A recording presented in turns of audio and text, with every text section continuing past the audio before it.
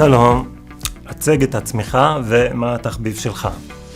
אני תזונאית, ולמרות שזה נשמע לא כל כך ברור, אבל אני בהחלט אוהבת לאכול. אני דוקטורנטית שנה שלישי בבית הספר לבריאות הציבור. אני אוהבת לטייל. גידול צמחים, בישול טבעוני בעיקר, וספינינג. מה הנושא המחקר שלך? המחקר שלי עוסק בעברה בין דורית של טראומת השואה, בקרב שורדות שואה שנולדו במהלך מלחמת העולם השנייה, וכיצד טראומת השואה עלולה להשפיע על הבריאות לאורך טווח של הצאצאים שלהם, של בני הדור השני. המחקר שלי עוסק בקשר הדו-כיווני בין לימפומה שאינה הודג'קין וזיהומים, ואני חוקרת את הבסיס הגנטי מאחורי הקשר הזה.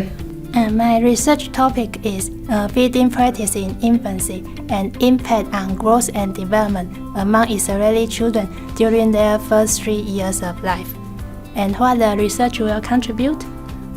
I think my research is not only compare Israeli children's growth with the WHO growth standard, but also identify the characteristic of a subgroup. מה מיוחד במחקר שלך ומה התרומה שלו?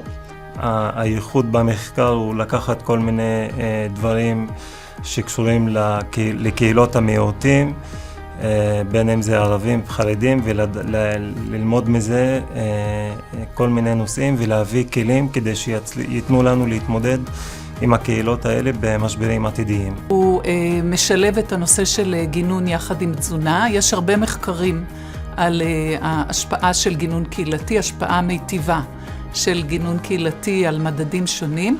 הוא משלב גם בריאות, סביבה והתנהגות וחינוך, והוא יאפשר גם פיתוח תוכניות התערבות לצמצום ולהפחתה ולמניעה של הנזקים הבריאותיים והסביבתיים שנגרמים מחלקיקי מיקרופלסטיקה, תוך התחשבות ברקע התרבותי והחברתי. המחקר שלי מנסה לחבר בין מה שאנשים אומרים על הייעוץ רוקחי לבין המציאות במערכת הבריאות, מה שקורה בפועל.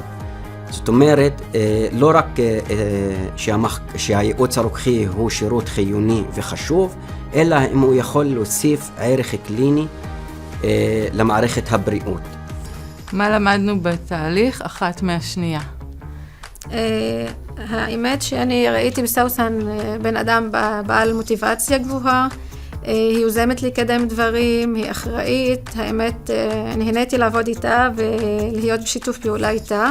אז אני לוקחת מהמחקר של נדיה שהדמנציה יכולה להתפתח אחרת בין המינים, בין גברים לנשים, נקודה שלא חשבתי עליה לפני וממנה אני אקח את זה למחקר שלי. האם חשבנו בתחילת הדרך שיש משהו משותף בינינו ומה גילינו? ראינו שיש משהו משותף, שזה שני המחקרים עוסקים בבריאות המוח, וכן גילינו בהמשך עוד יותר הרבה. כמובן שהרקע להידרדרות הקוגניטיבית הוא שונה, באוכלוסיות הן שונות, אבל בסופו של דבר אנחנו עוסקים בבריאות הקוגניציה ובבריאות המוח. אם מסתכלים על התמונה ההוליסטית או התמונה הרחבה יותר, אז כן יש דברים במשותף, במיוחד בתהליך וגם בשיטות שחלקנו מתמקדים בהן. מה אני מאחל לעצמי? אני מאחלת לך אושר, רוגע ובריאות. והרוגע שלך, כמו שאמרתי מקודם, מקרין לכל הסביבה. אני מאחלת לנו הצלחה, שנצליח לחדש. אני מאחלת לך איתם שתסיימי את הדוקטורט בהצלחה, שתגשימי את כל המטרות שהצבת לעצמך. אני מאחלת לגרייס המון הצלחה במחקר החשוב שלה. אני מאחלת שנמשיך לשתף אחת את השנייה בממצאים ובדברים, כי יש לנו הרבה ממשקים ואנחנו יכולות לעשות דברים יפים גם ביחד וגם לחוד. והמון בהצלחה. אני מאחל לעצמי וכמובן לכל החברים המשך הנאה וסיפוק מעבודת המחקר שלנו. אני יודע שכולנו השקענו רבות בתהליך הזה. לעצמי אני מאחל